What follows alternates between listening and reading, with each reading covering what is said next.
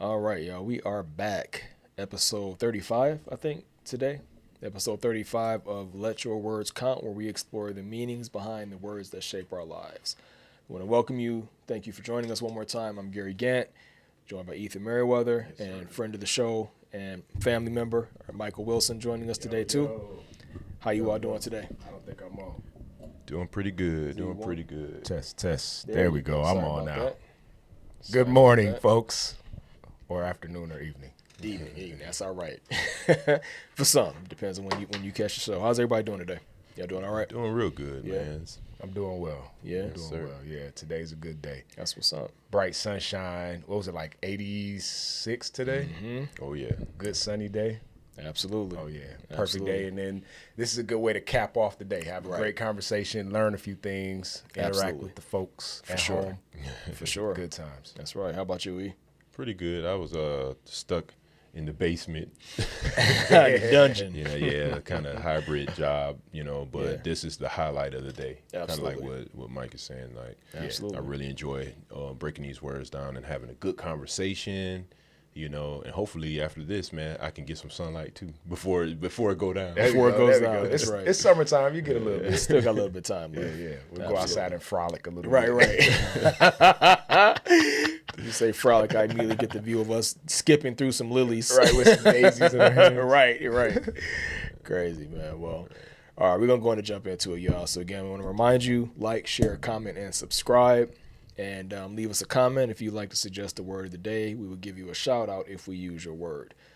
Today, we are going to be looking at another one of those words that kind of has a strong positive or negative depending on the context. Today, we are looking at the word servitude. Okay? Ooh, servitude. Okay. Yes. So for servitude, the definition we have is the state of being a servant or the state of being a servant or being under the control of someone else. And it's the condition of being subject to another's authority or control. One more time, the state of being a servant or under the control of someone else, and the condition of being subject to another's authority or control. I'm stumbling a little bit this morning. Y'all pray for me. All right, Ethan, what we got on the etymology? Can I borrow your pen, please? Absolutely, Or one sir. of them. One of those pens. Either Thank one. you. Yep. All right. So That one for doesn't work. etymology is from Latin servitudo, meaning slavery or bondage, from service, okay, meaning slave or servant. The word has long connoted involuntary submission or forced labor. So involuntary submission or forced labor. Okay, Very good. that's the Interesting. etymology. Very good. So as we said, right, kind of out the gate, servitude is one of those words that, depending on the context, can invoke something positive or negative. So before we jump too much more into it, just off the bat, servitude, do you see it as an oppressive and negative word, or do you associate it with voluntary service? It can exist on both sides, but what do you all feel is like your more common association of the word? Oh, you want me to go first? All right. Yeah. Okay. I think, first of all, that most of the, like you guys have been mentioning, most of the words that we've been kind of exploring have been words, all words, not just these words. All words are, subject, their meaning or their intended meaning is subject to, the context in which they're being used. Absolutely. Having said that, I think that servitude is a word where most people, especially people that look like us in this country, I was gonna go there, have a negative idea about. And I think it's it's okay that we kind of see it that way, but I think it's also important to kind of expand on that, because when we think of this is the way I see it. I see this word as having both a natural connotation and I guess what you would consider to be a spiritual connotation. Yep. Do y'all hear that buzzing? Yeah. It's one of the phones or something. Go ahead. Okay. I think we only hear it. It's not on there. That's funny. It's in your head. Right. No, I don't hear it at all. You okay? Hear the Y'all voices don't smell too? toast? Right. I love it. Okay, so servitude. Servitude negatively, obviously, we've read most of it. The reason why I said wow when we were reading the definitions because it seems like Webster or wherever, whatever dictionary we got the definition from seems to only frame it in that negative sense. But I think that when we're considering like the spiritual side of it, or the side where we're examining the purpose of our lives or the purpose of our souls, has a lot to do with serving one another in a way that exemplifies love. You know what I mean? Absolutely. I So love it. when I think of servitude at this point in my life, because I'm nobody's servant in this sense, Right. And in 2025, I'm Right. not. No, that's not. Like Exactly. I don't identify with nothing in there. Exactly right. But I do identify with being a servant. Yes. And the reason why is because I consider myself to be a servant of my community, my friends, my family, the human race at large. Absolutely. And I do it, gladly. Right. Right. So that's kind of when I first heard that we were doing servitude, that was where my mind went immediately. And so that's kind of the outlook that I have when it comes to trying to define or to, draw that word down from the ether and kind of condense it into something that we can kind of discuss. For sure. How about you, E? What's your thoughts? It goes along the same line of what Mikey was saying. The very moment, the immediate response that you would have, or the communication of the word, does have a negative connotation to it. Sure. Right. And when you hear that word, it actually creates a sense of impact or stress. Okay. But to go back to what Mikey was saying is, I think we have to change the narrative of that. Like, if you really understand servitude is actually powerful, but not in the sense of being manipulated into servitude. You see what I'm saying? And I think that the manipulation into servitude from somebody else's will, right, is the issue that we see from the initial. Say that part again. So it just goes back to what you were saying. Just as far as when you hear the word, the very moment you hear servitude, you think about your will being stripped. Oh, yes. Right. That's what I'm saying. I'm just saying it another way, Yeah, right? Like your will being stripped, and someone else is basically overriding your freedom, your choice, and different things like that in order for them to control, and dominate your life. Either it's yours or groups or whatever. So Yes. as far as the immediate reception of the word, in my mind, it's negative. But I do believe, I think that there's light, which I would like to address, that can come from true servitude. You know what I'm saying? Instead of false servitude. So that's just my thought for right now. I love it. I love it. Yeah, go ahead, bro. And as we've talked, obviously the three of us have talked about this a lot. Like, you all know my thoughts on like empowerment, spirituality, and that's what I think both of you all are talking about. Here we have a word that, like you said, historically speaking, and even beyond just in America, historically speaking, this is a word that is kind of brings back memories of slavery, servitude, indentured servitude, things like that. It's a word that frequently has negative connotation, and like you said, when you take it in the natural, left to man's devices, it's going to usually end up being something negative. Somebody being manipulated, being controlled, being forced or coerced in some way, and it ends up being something negative. But I think the beauty of what we're talking about here today is trying to claim some empowerment, claiming the ability to take this word that has this negative connotation and choosing to spin it in a way that it can be used and can be viewed positively, right?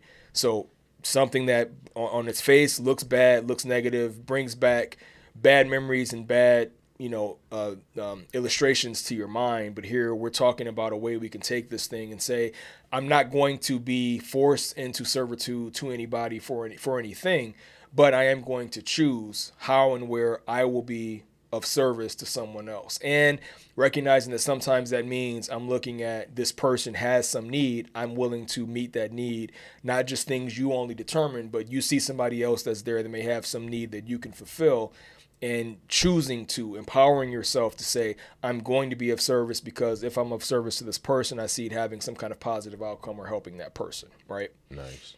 So I see servitude as one way to describe the principle of sowing and reaping. absolutely. So like sowing generosity, Yes. sowing humility in terms of being able to, like you said, meet a need of another person as opposed to just, shoving that off on somebody else. But if sure. you bring yourself to the point where, we realize that we are all on equal plane, so to speak, it's easier to, create that mindset of servitude to say, I can allow myself to serve the next sure. person, For sure. like you think of like even like stewardess. Yes. That's not the word for them. What do they call them now? Flight attendant. Right, The right. flight attendant. Can't call them stewardess no more. Right. Flight attendants or servers at a restaurant and things like that. These are all service industry positions. You know what I mean? Yeah, absolutely. And the people who do their jobs the best are the people who do it gleefully. You know what I mean? Yeah, For sure. Yeah. There are people, there are people in every job in the world that hate their job, but the people that do it the best are the people who, do it with a little bit of love and care. And so I think that translates directly to like that service industry. Right. And the reason why I'm saying all of this is because I know that there are so many negative ways to look at servitude, but I think that there is equally as many ways, maybe even more, to view servitude or service in a positive way. Absolutely. We have pets. We are kind of their servants. You know what I mean? I never thought about When they need to go to the bathroom, it's up to us to let them out. Yeah, it's true, When they need to eat, it's up to us to serve them their food and water. Wow. We, those of us who are gardeners, we service those plants. Wow. When they need water, we go and water them. When they need a little bit of fertilizer, we go and service that. That's so true. We're serving all the time, and so I'm trying to convey that this is the way that I see that word. You know what I mean? Like I said, I know there's so many ways to really kind of look at the dark side of it, which I'm okay with that too, because there's a lot to unpack there. But I just want to make sure that, at least for my part, that if I'm going to be talking about it, I want to make sure that there's some added value to the listener in terms of enlightenment. You know what I'm saying? Yes. Expansion. Absolutely. That's the key of expansion. We have a thought right here from Maya Pryor. That's right. I get you. Give it what you receive as people with gratitude. All of this is well said, 100%. Good stuff, Absolutely. man. Okay. Good Oh, one, this man. live? Good- This live? Yeah. Y'all remember that? This live? Yeah, good yes, good sir. stuff, Maya. What's up, Myra? Live and direct. Yeah. Pryor, We're live, and Let me I pull think that up on my phone so I can see these comments. I'm about to start talking to these people. no, that's fine, man. Go ahead. Y'all get active in the comments. I'm coming. Right. So silly. But to get back on the topic, I think that there is a power that we are missing when it comes to servitude, right? And I think that the spiritual side that we're trying to grasp is a whole lot more valuable than the dark side, even though you get something from the dark side.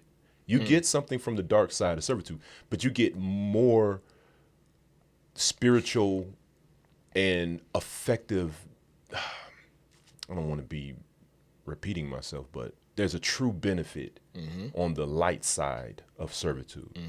And one thing that I was thinking about is I'd rather be in servitude to righteousness. I'd rather be have servitude towards justice. I'd rather be a service to those things that are meaningful instead of tearing something down so I can feel better or get something that's self-serving towards myself. Right. The servitude side that we've seen from history and even to this day, and maybe even tomorrow and to the next week, is a servitude understanding that creates an atmosphere of self-servitude. We don't want that. The whole idea is bringing a different outlook of servitude is to bring freedom to people. And there's a choice aspect that you were talking about, Mike. I love that. You said the principle is the sowing and the reaping. When you talk about a sowing and the reaping, is the fact that you see when you sow something, that means that you see a benefit in not only yourself, but the overall environment. You know what I'm saying? The reason why I can see value in Mike and I see value in UG, and the thing is like this, is the service that I can provide to you is, what do you have that I can help move that obstacle out your way? You see what I'm saying? That's true service, man. That's true service, that I'm here for you. I don't want nothing in return. You know what I'm saying? But the benefit that I have, the joy that I have in helping you achieve where you have an obstacle that's in your way. You know what I'm saying? That's it. Let me be a service to that. Right. You know what I'm saying? But we don't see that because social media, the constructs we find ourselves in, the way you have the media is a terrible outlet of creating this atmosphere of darkness that these chains got to be broken. Sure.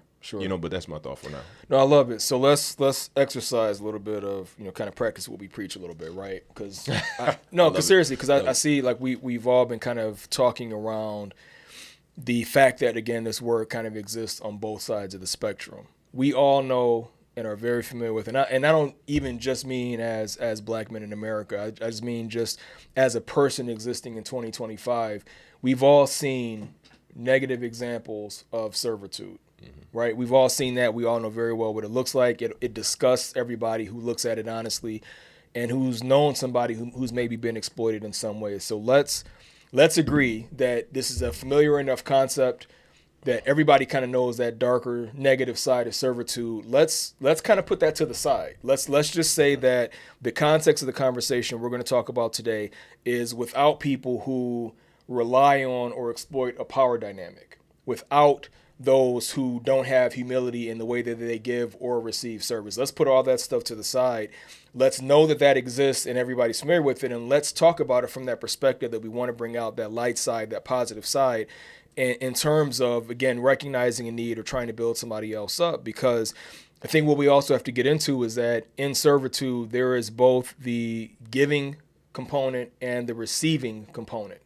Whether you're giving service to someone or receiving service from someone, you can be a jerk in either one of those, right? You can be a person that's giving service to somebody, right? And because we see this, again, you talked about on social media, and I'm kind of saying this so we could put it to bed. We see people who might go out in the streets and find somebody that maybe is homeless or suffering, and they turn their camera on.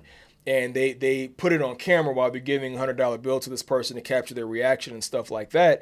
So, and again, there's one of those kind of both sides things, because while seeing somebody helping somebody else might kind of feed that warm, fuzzy feeling of I'm seeing somebody being good to somebody else, that makes you feel happy. But why exploit that person? Why put it on camera that you found this person in need and is probably ashamed of where they are, and you put them on camera for the entire world to see that you're giving them money? So even in giving service to somebody, there's a way to do it dishonestly, exploitatively, and that leaves a bad taste in your mouth. And again, obviously, if you're receiving service, we've all known people who are bosses or employers or people that employ other people within their own home that are bad to those people. You're receiving service from someone, you don't want to compensate them correctly, you don't want to treat them as if they're human. So that's there. Let's put that to bed and let's just talk about it from the standpoint of how do we use servitude in that positive and in that light aspect of building other people up. Does that make sense? Yes, yes. It does. There's a couple things I want to point out. I'm going to take a step back into that Sure, for a second sure. before we put it to bed, because there's yeah. one thing that Ethan mentioned earlier that I kind of wanted to touch on. He mentioned man, I can't even remember what he said, but I did write a note here. So the point that I want to point out is that being a servant to somebody doesn't necessarily mean that you're providing a service. A person can be your master without you ever having to, hand them anything or, crawl on your hands and knees. True. There's this philosophy or a proverb that talks about if somebody is able to make you angry, they have become your master. Very good. Love it. And so we got to think about the fact that that's what you said, losing your will. That's what you said. If we were to lose control of our emotions, Agreed. we're losing control of our will. So if I allow somebody to make me upset to the point where I step out of character, I'm no longer operating not only in my own will, but the will of God, or however you choose to describe that with your belief system. But that turns us from operating out of our own free will into that person's quote unquote servant. And then there's one other thing that I wanted to point out that E said. You mentioned that we want to try to step away from self-service. I kind of disagree with that. I think that we should be looking to serve ourselves, because that's a part of serving humanity as a whole. Right. So for instance, I live alone. If I'm not going to wash my dishes, nobody else is going to do it. Right. But I do it for me. I do it so that the next time I come in, I have things, a clean home to come home to and things like that. You know what I mean? And in my mind, this is kind of a little, I can't believe I'm about to tell y'all this. It's a little goofy life hack that I kind of do. Like when there's something that's like that I drop, or some mess that I need to clean up or whatever, I literally say to myself, let me get that for you, bro.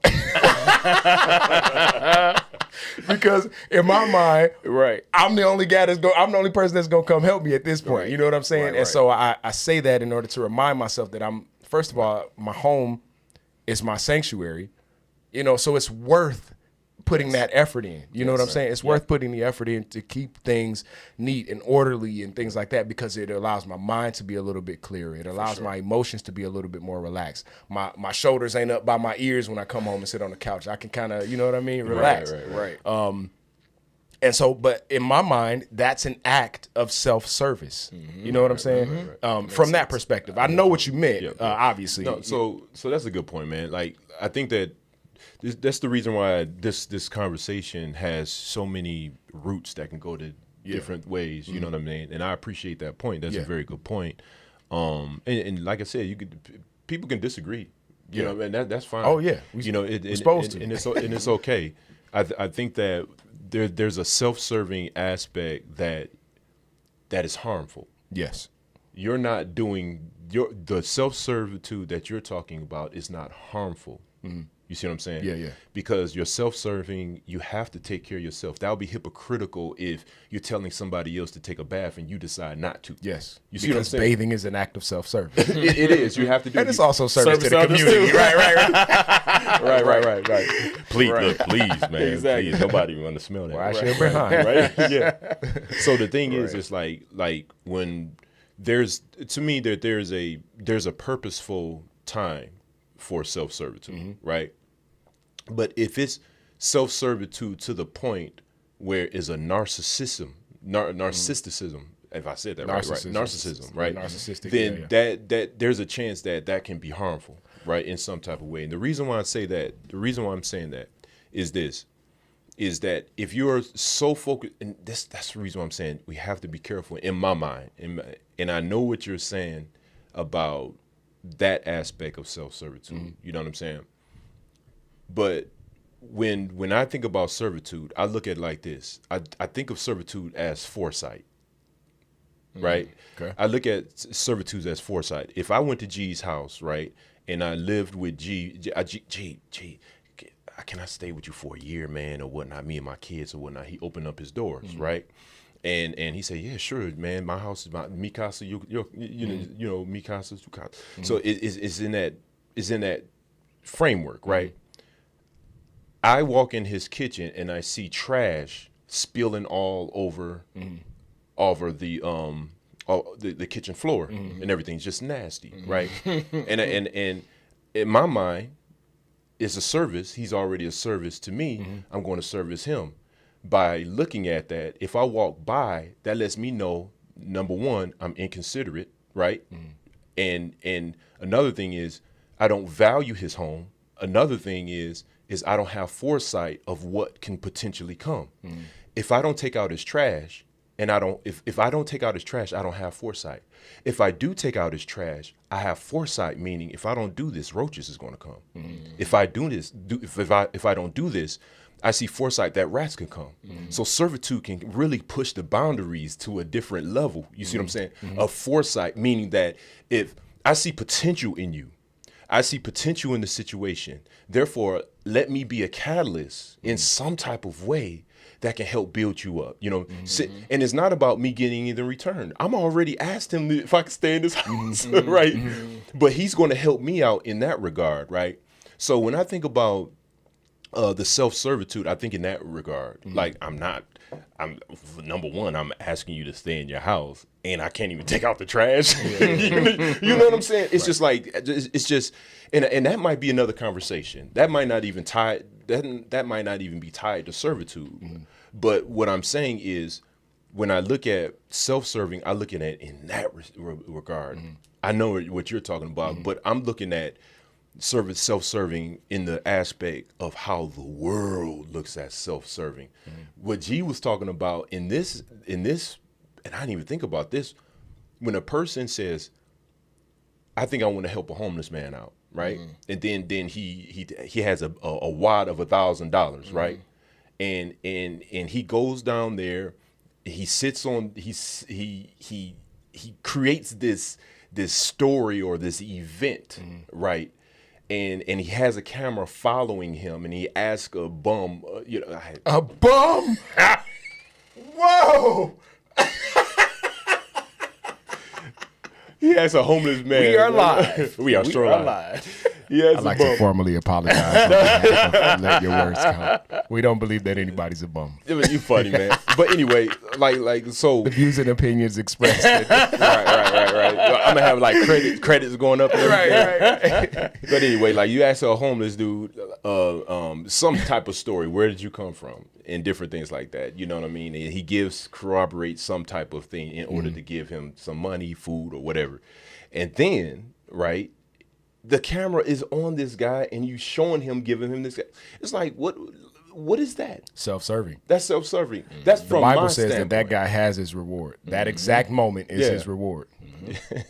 Yep. The fact that you got that little hand clap, That's right. and a few thumbs up on Facebook, that's your reward. That's right.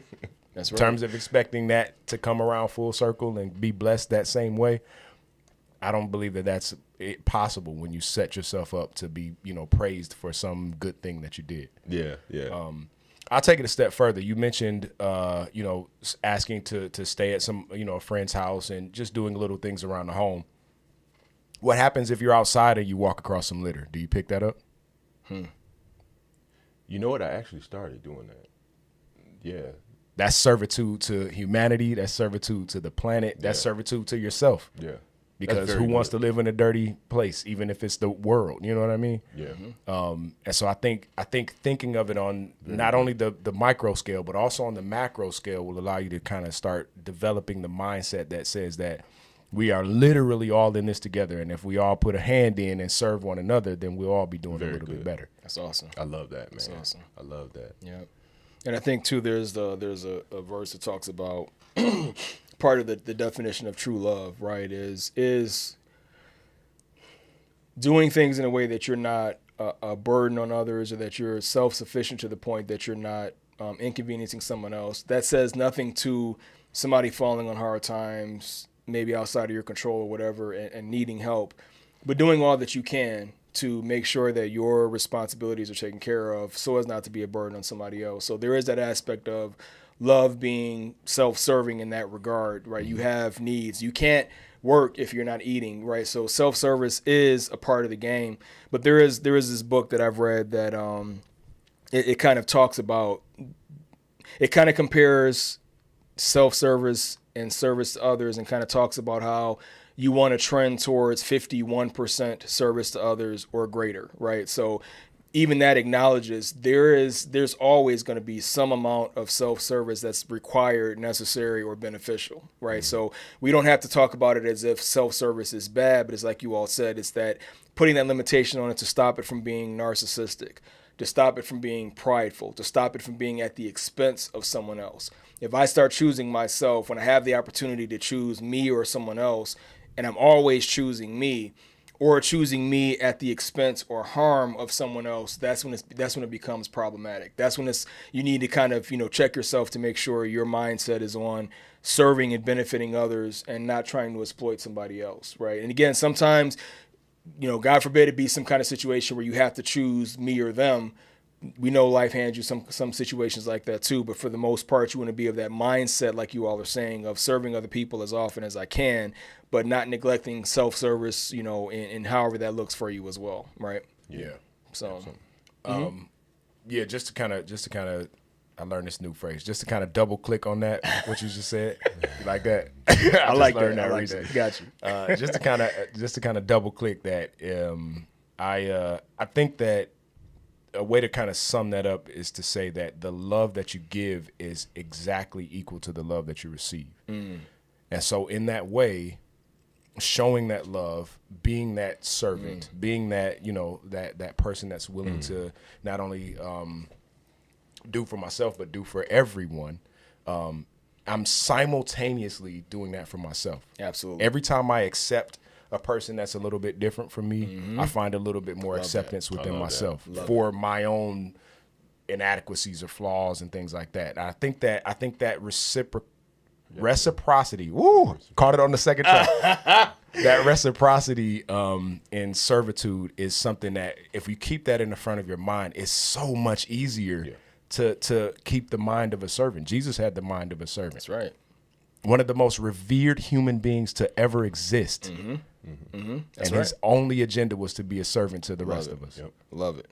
That's an incredibly powerful thing to think about. You know what I mean? Absolutely right. I love it. So yeah, I think that, just because he put his intention into giving that out, that's why, he was revered in the way that he was. I love it. Yeah, I actually started writing this like little thing about, it's called Servitude, the building blocks to having dominion. Now, when you talk about like dominion, even that is another word that is not the greatest understood word, right? Because when my understanding of dominion would be somebody else's understanding of domination, in which I don't think that they're the same. Okay. True dominion to me is you can't have true dominion without having servitude as the foundation of it. True servitude. Yeah. Not false servitude. Yeah. So, false servitude creates controls. True servitude is it's rare. It says right here, it's rare. It's a devotion. It's a humility. It's humility within that, right? You brought up the Lord Jesus. I absolutely agree with that. The thing is, the more I think we're challenging ourselves here daily, right? Every single day, if you're not challenging yourself, then you're fleeting away in your own mind. In your own mind, you're not growing. You're not expanding the muscles, right? So we have to challenge one another. So when I think about dominion, I think of it in this capacity. In the scripture, it says that God gave man dominion over this, that, and another thing. If I'm saying this very carefully, okay, because I know it's a lot of people maybe will watch this and they could be intellectually sound in scripture and different things like that, scholars or whatnot, and I say I don't care. Okay, this is very important to me. They would use dominion, and I say that and it could be anybody, right? Will look at dominion and say, well, God gave us dominion over this. By that surface understanding, it's going to create limitation in the action. You see what I'm saying? So when you look at dominion, in my mind, a person that is immature with dominion would say, use this as an example, I have dominion over that dog over there. Guess what I'm going to do with that dog? I'm going to kick it. Why? Because I got dominion. You know why? Because God told me I have dominion over it. Number one, just because the Bible describes it doesn't mean that it endorses it in that regard. We have to be very careful with that.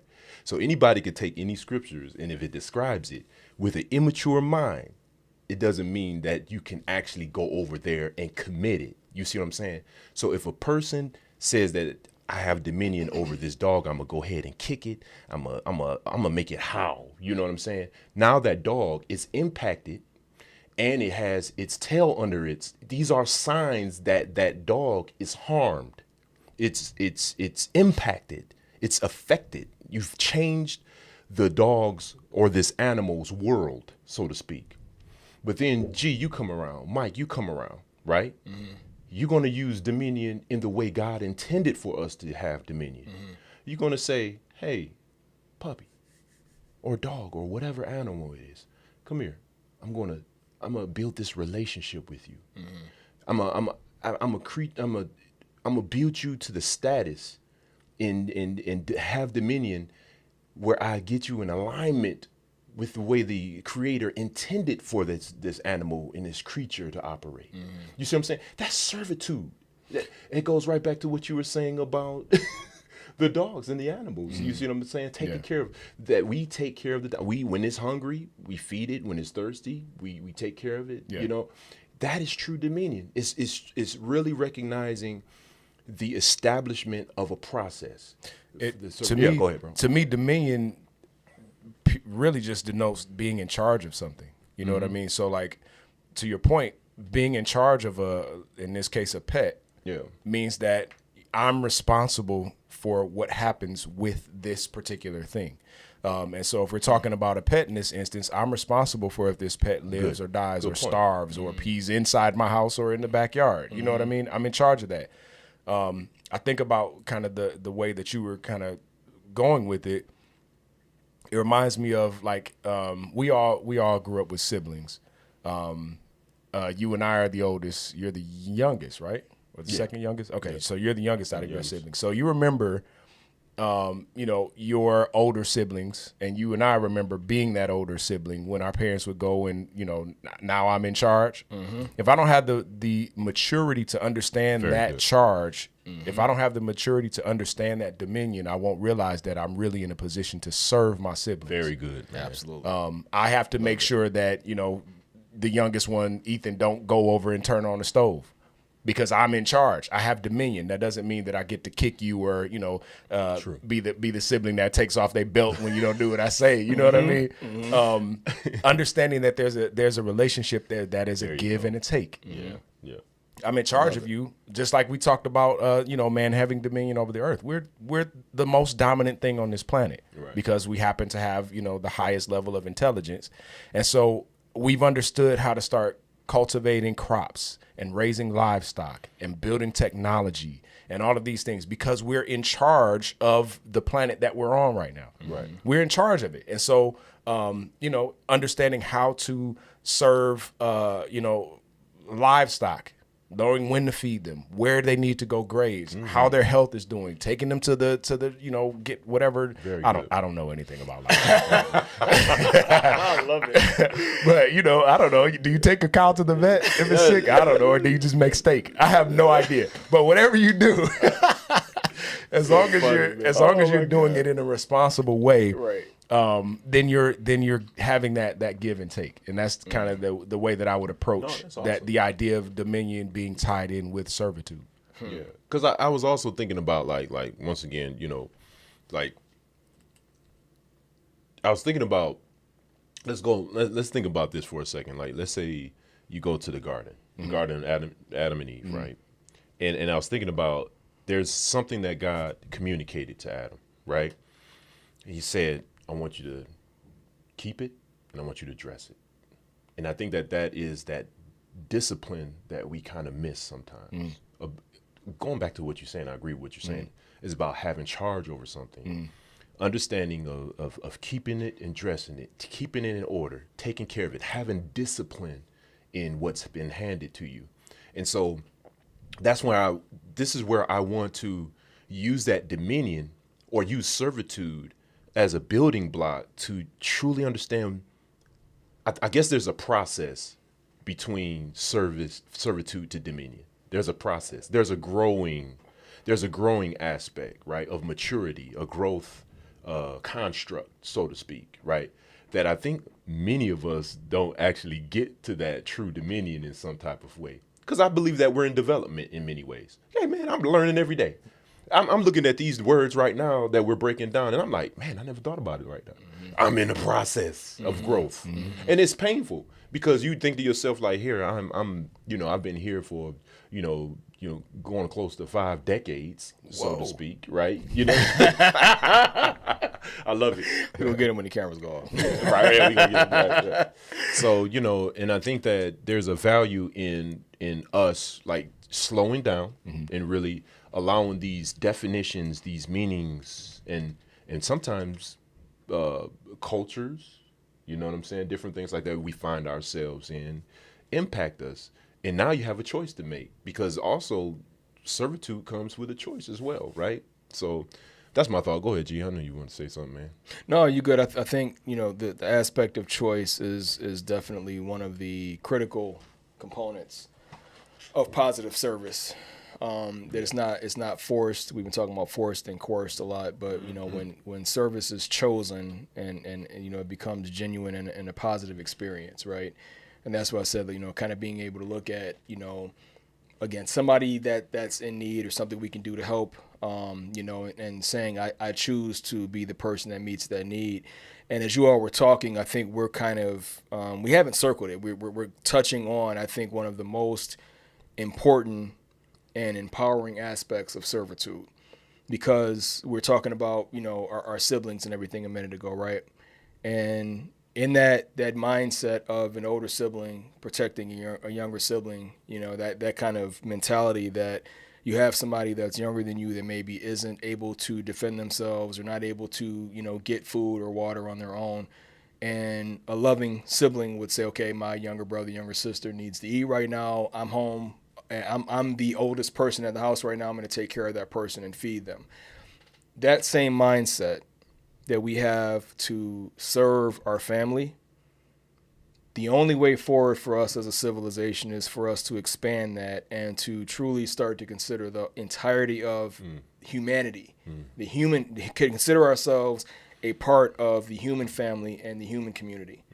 We've talked about peace and harmony. We are never going to get to a place of really having peace until we can be mature enough to look at humanity as our family and start to realize that, there's nothing lost if we are looking at the top 1% of earners and ask them to give, again, I'm not political. I'm saying seriously in terms of helping other people. Crime is reduced when poverty is reduced, right? So if money goes towards helping somebody else, if you have that mentality that, again, you look at this power dynamic and pride of where you stand as being this thing you got to stand on. I'm not even talking to you, right? But I'm looking at people who really want to see the human civilization fare better. That ability to look at the oneness that we share and look at humanity as our family. Therefore, the better any other human next to me fares, the better, if it's a neighbor, the better my neighborhood's going to be. If my neighbor is missing something or struggling to get something and I help them and it builds them up or strengthens them, that means my neighborhood is a little bit stronger. If I do that for my state, then my state is a little bit stronger. My country's a little bit stronger. I was reading something earlier where it was really talking about this period of time you don't really see emphasized a lot. We're in the middle of this Make America Great Again moment. But one time period that's not often talked about is the period of time before the individual states became the United States, and the amount of conflict and hardship that it took in those years to get those states to agree to be governed over by a single federal entity and to submit themselves to let their disputes be worked out by a court that's higher than them, and then to agree to whatever decision that court came to. That was a period of time when at the time, nobody, everybody's mindset was, we're different states, we're different places. You can't join us together under one system of service or to kind of come together and be this united group. And it's happened, right? So right now we have 50 separate individual states that you don't have a war between New York and California. Why? Because they're part of this united entity, right? So the strength of servitude in a bond of unity and how much that lets us kind of enter into this covenant of servitude, so to speak, without feeling, some kind of way about it. And the peace that it enables is something I think we have to address. And when we start to look at ourselves as a part of earth life, right, then if I put it in that context, I'm a human being alive in 2025 on planet Earth. But if I look at myself as this larger group of Earth life, and you start to consider Earth life as a singular whole, do you really want to damage Earth life? Do you, and again, and maybe it extends to a coral reef or some stray dog we happen to come across, right? Maybe it extends to something you don't consider yourself a part of. But when you look at Earth life as a whole, if this planet were to be somehow damaged, destroyed, or whatever, to where it couldn't support life, you and this coral reef and seaweed and a goldfish or whatever is all going to go by the wayside.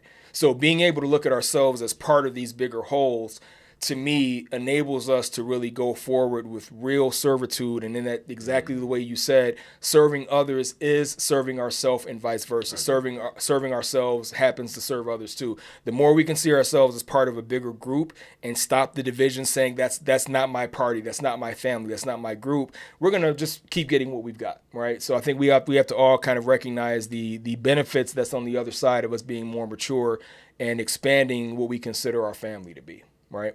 That's an incredibly good point. Yeah. Yeah. I don't have anything to add. That was really well said. I do definitely agree that we have to think of ourselves as one part of a bigger whole. Absolutely. I agree with that. You know, everything is, you know, the micro all the way to the macro. From each individual cell in our bodies to build this body. That's right. To each individual life, human life, building the human species, the human race, every living organism on Earth, you know, to build the you know, what we might consider Mother Earth. Yeah, you hit the nail on the head, bro. You hit the nail on the head. Yeah. I don't have anything else. Yeah, I thought that was good. We can do altar call. But I think that that's, I don't have to say, I think G just hit the nail on the head. And I don't really have anything. But one thing I do want to finish, like just my the last point is, like, really consider servitude, and really don't or really try to avoid utilizing that word in the common sense that or common approach that we've heard it or received it. If we have to learn how to twist some of these words around in order for us to become a meaningful entity in this life, right? And I don't know. It's so much that I want to say. I'm gonna just stop right there, man, because servitude is just impactful for me. And I think that yeah. Go ahead. No, I was gonna say I would like to encourage anybody that is listening. I know we had a few people on. I don't know if they're still there. My screen kept turning off, so I wasn't keeping up. But anybody that is listening, take this week until we meet again. What is it? Next Monday. Take this week and every day make a conscious choice to do an act of service for somebody. It doesn't have to be giving them anything. Yeah, absolutely. It could just be, I mean, you serve somebody just by helping them make their day. You can make somebody smile, and that's an act of service. That's right. Somebody that's serving you in the drive-thru, or somebody that you run into at your job or at the grocery store. If you run across a piece of trash that doesn't necessarily have anything to do with you, pick it up and find some place to put it and dispose of it. That's an act of service. Make conscious acts of service until it becomes a habit and life unfolds in ways that you can't imagine. So beautiful. So good. It's beautiful. So good. So awesome. there was a closing that we have here for you. So servitude, this is kind of what you said, right? I just want to leave that up there so we can think about this. This week, examine where you're giving from obligation versus intention.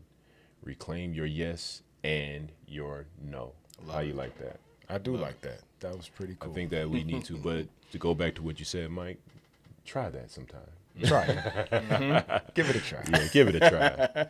Give All right, y'all. So we love you guys. That's the reason why we're doing this, because we truly love you. And this is Let Your Words Count. My name is Ethan Merriweather. This is Gary Gant. This is Mike. We're signing out. God bless you. Peace. And good Love night. y'all.